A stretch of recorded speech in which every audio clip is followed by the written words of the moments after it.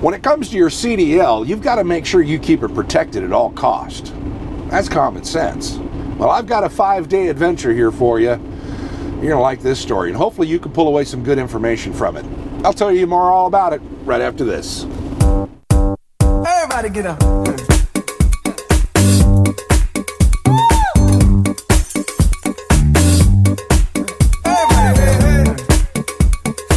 Hey everybody, it's me, Mark Staite, back here talking with you. Welcome aboard. It's Monday. Whew, and boy is it Monday. I'm in Denton, Texas, where it's 115 degrees in this parking lot today at the TA. It is hot here today. That's why I got the truck running, so I apologize for the background noise that you got going here. Anyways, when it comes to your CDL, you've got to keep that bad boy protected. That's our lifeblood. That's what makes the money and puts it in our pocket and keeps the world going around for us. Well, there's a new process. I won't say, well, it's relatively new. It's about 3 years old. Almost going to go on 4, but it's almost 3 years old. And that is the FMCSA and the Department of Transportation mandated that all state licensing offices, issuances, the states must take your medical records, must receive copies of your medical records, verify them, and then tie that information to your commercial driver's license record. We're all aware of it 3 years ago. Most of us complied with it, and we went online to the websites, or we called our local home state offices to find out what we needed to do. And I've done that for the last, well, since it was required 2 years ago. But here's a question for you. When you submitted your paperwork off, did you follow up 3 or 4 or 5 days later to make sure that your home state received your medical card information and updated their computer system, tying your medical card to your CDL? Did you verify that? I didn't do it either. And that's why I sit here on a Monday in Denton, Texas, because today I had to take not 1 trip, but 2 trips to the DMV, or what Texas calls the DPS, Department of Public Safety. That's our DMV here. 2 trips. Because last Thursday, during a level 1 inspection, the state of Kentucky had a big question mark on its face when it was holding my medical card, which was current, and my CDL, which was current. But when they looked at the national database, it said I had a Class C CDL, a regular car, and they couldn't figure it out, and neither could I. Well, come to find out, last year when I sent off my medical card information to the state of Texas, I did not follow up a week later with a phone call verifying that the 2 records were merged. I didn't do that. So during that level 1, the reason mine was showing as a Class C or a regular driver's license is because the state of Texas rejected the email or fax that I sent them. We don't know why it rejected. Only thing Texas could tell me is it was rejected. I asked them if they sent out a notification letter or postcard. I can hear you laughing already. You know, Texas doesn't notify you of anything.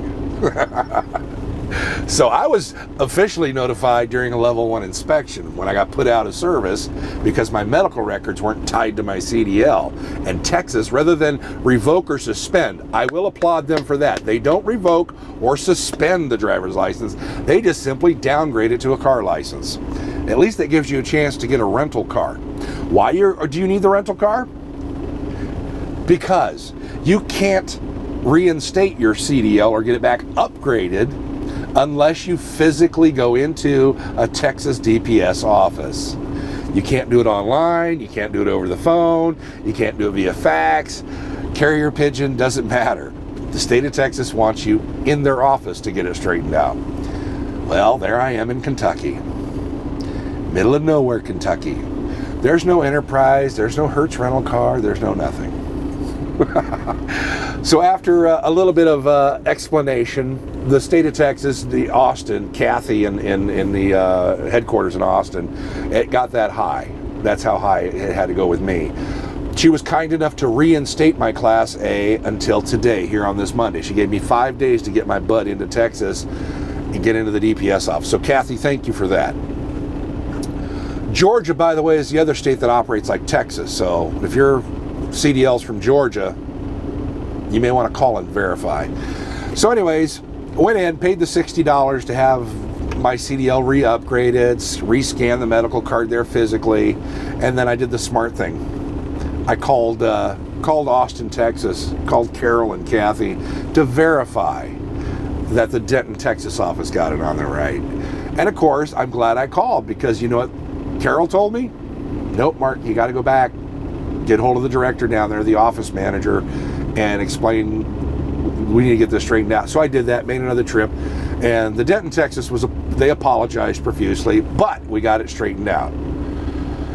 So, what's the takeaway from this?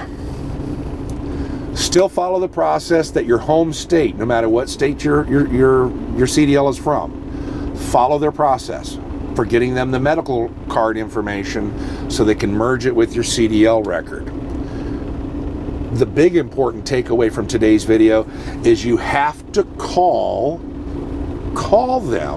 your home state, DMV, a week or two after you get the information submitted, and make sure that those medical records, where your medical cards information, are tied to your CDL. Because the last thing you want to do is get popped on a roadside inspection and find out that way, like this big dum-dum did. I should have called.